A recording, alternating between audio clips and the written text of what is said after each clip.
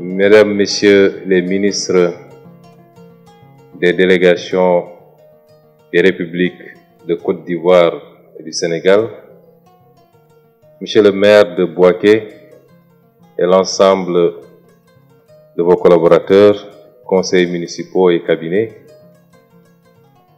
Messieurs les ambassadeurs, Mesdames, Messieurs,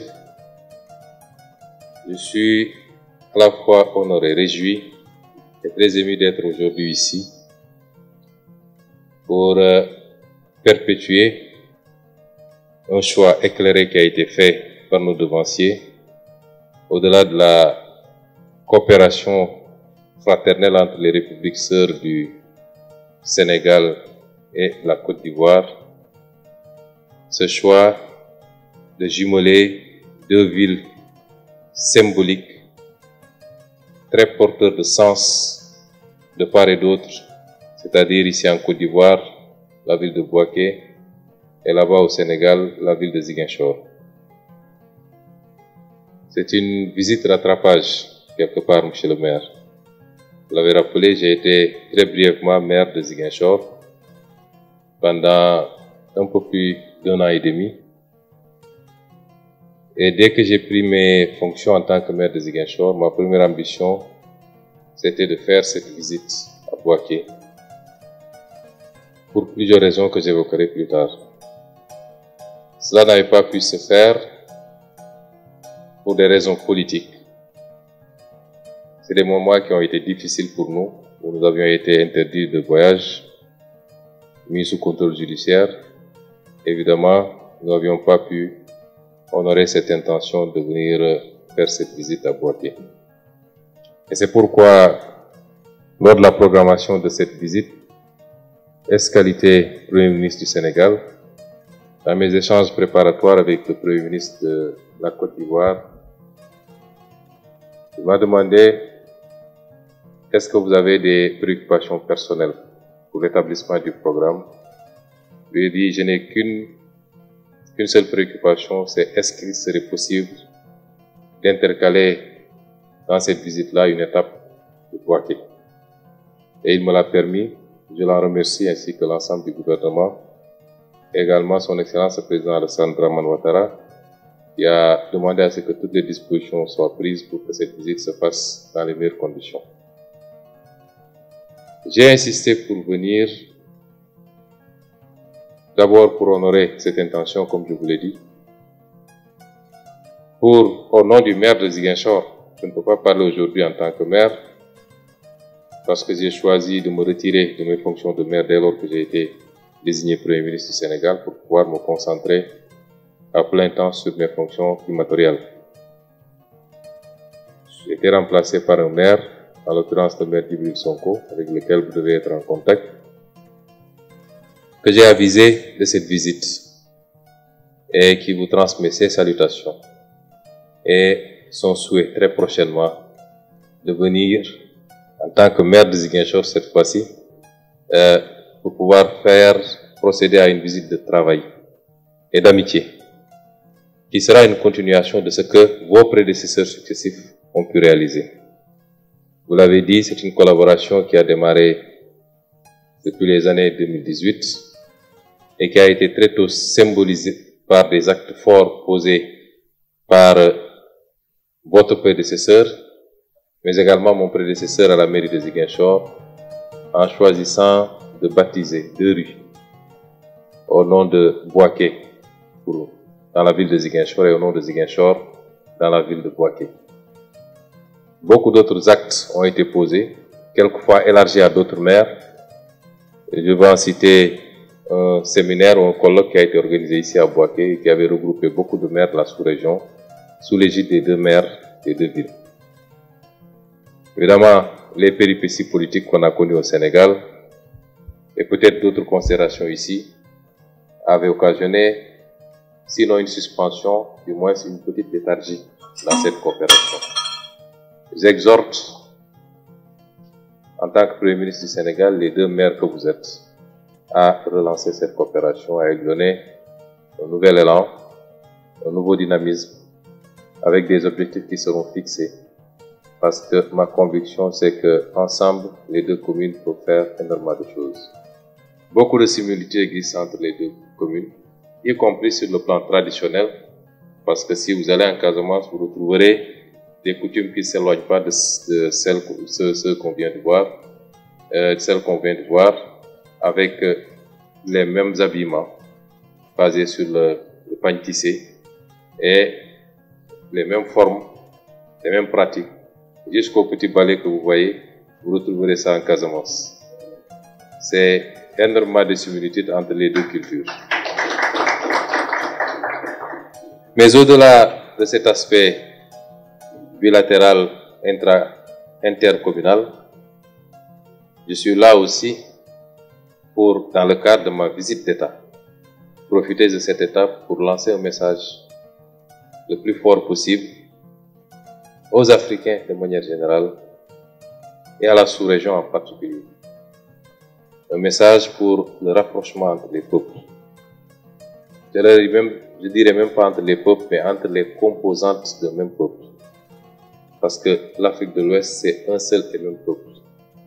Il a pu se retrouver dans un seul empire il y a quelques siècles, à plusieurs reprises, l'empire du Ghana, l'empire du Mali.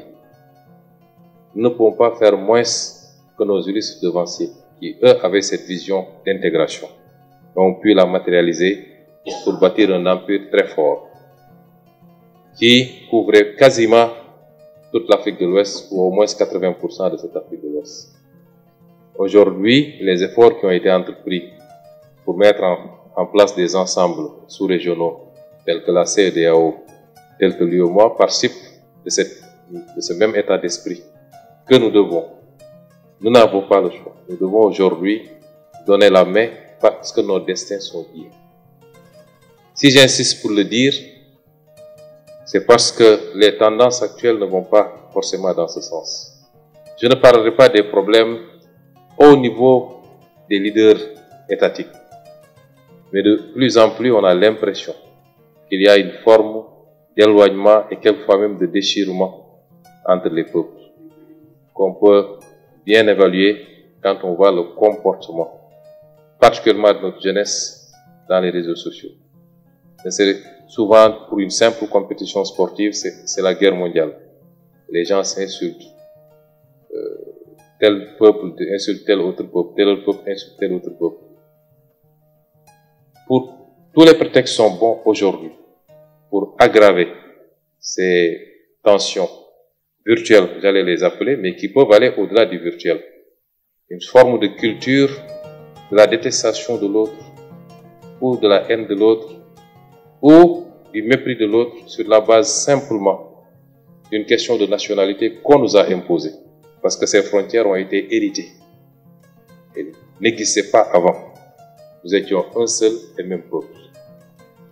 Et l'un des mécanismes qui nous permettrait certainement de contourner ou de pallier à cet état de fait, c'est entre autres la coopération décentralisée. Parce que je crois beaucoup plus à l'intégration des peuples avant même l'intégration des États. Les États souvent sont tributaires du degré d'accord, de compréhension des chefs d'État, quelquefois. Mais que représentent les chefs d'État devant des millions et des millions de populations? Si les populations sont bien intégrées, si les populations se connaissent mieux, si les populations entretiennent des relations fraternelles et chaleureuses, il sera extrêmement difficile pour les gouvernants de ramer à contre-courant. Donc le meilleur rempart contre les ruptures entre les peuples, entre les nations, entre les États, c'est l'intégration des peuples avant l'intégration des États.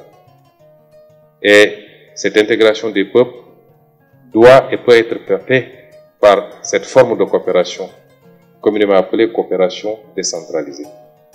Pour la simple raison que, même à l'échelle des États, les peuples sont organisés en fonction des territoires. Ça prend la forme de communes, de départements, de districts, de régions, mais les peuples sont organisés au sein de territoires. Donc, la cellule de base à l'échelle étatique se retrouve au plus bas niveau de la décentralisation, au niveau moyen, au niveau supérieur de la décentralisation. Et si, à ces niveaux-là, les initiatives sont prises pour qu'il y ait des jumelages entre les communes de tous les pays, et que ces jumelages ne soient pas seulement sur le papier, mais que ce soit matérialisé par des actions concrètes, des visites mutuelles qu'on se rend, des participations mutuelles aux activités des uns et des autres, les activités culturelles, les forats économiques, ainsi de suite. Ça permettra au peuple de mieux se connaître. Ça permettra aux Baoulés de Côte d'Ivoire et de Bouaké de mieux connaître le Diola ou le Socé de la Casamance. Ça permettra aux Bété de Côte d'Ivoire de mieux connaître le Wolof ou le Peul du Sénégal. Et c'est cette forme d'intégration qui nous permettra de mettre fin aux préjugés. Parce que tant qu'on s'ignore, tant qu'on se méconnaît, on laisse une forte place aux préjugés. On entendra toujours telle ethnie ou tel peuple est comme ceci ou comme cela. Et dès qu'on commence à se fréquenter, on se rend compte qu'il y a beaucoup de choses qui relèvent de clichés, de préjugés que de réalité. On se rend compte qu'en réalité, nous sommes les mêmes peuples, avec des cultures qui sont très proches, des pratiques. Et nous devons avoir les mêmes ambitions pour ces peuples. Et désormais, pour l'Afrique de l'Ouest et l'Afrique de manière générale, ces ambitions, ça doit être d'abord la stabilité politique, ça doit être la sécurité face à des phénomènes comme le terrorisme qui aujourd'hui menace tous nos États. Mais le vrai pari, c'est le pari du développement économique et social que nous pouvons relever parce que nous avons tous les atouts pour le relever. Il n'y a pas de continent qui soit plus riche que le continent africain. Mais le résultat est inversement proportionnel quand il s'agit d'évaluer le degré de développement. Et notre génération, accompagnée par les sages parmi nos aînés, a cette obligation de relever ce défi. Et ça passera par le rapprochement entre les peuples. Et c'est pourquoi je suis très ravi d'être là, de pouvoir participer à renforcer cette amitié entre les communes. Au-delà des communes, comme vous l'avez dit, entre les régions, il y a énormément de choses qui peuvent être faites. Tantôt, je vous ai entendu parler de votre forum Invest in Bouaké. Aujourd'hui, le conseil départemental de Ziguinchor a lancé le programme de son forum Invest in Casamance. Il serait bien qu'ils viennent s'inspirer de ce que vous avez pu faire pour obtenir les résultats que vous avez obtenus. C'est autant de choses qui peuvent aujourd'hui asseoir cette collaboration. Et je terminerai par vous exprimer mes vifs remerciements, Monsieur le maire, à vous, à votre conseil municipal, à tous vos collaborateurs, l'exprimer aux chefs traditionnels ici présents, aux populations de Bouaké pour l'accueil qu'ils nous ont déjà réservé dès notre descente d'avion, toutes les autorités administratives, mais l'exprimer encore une fois au président Alassane Dramane Ouattara, à son Premier ministre et à l'ensemble du gouvernement de la République de Côte d'Ivoire. Je suis honoré d'être aujourd'hui au-delà du citoyen d'honneur de cette ville et je tâcherai d'être digne de cette distinction, d'être intronisé roi. Je peux vous assurer que dès demain, vous verrez au Sénégal, les gens ne m'appelleront plus Ousmane Sonko, c'est pourquoi il faut que je mémorise bien le nom. Pour une raison ou pour une autre, opposition comme majorité, désormais on m'appellera Nana Kouatake 2. Ça, ce sera mon nom, je peux vous assurer de cela. En tout cas, merci beaucoup. Merci pour cet accueil. Merci.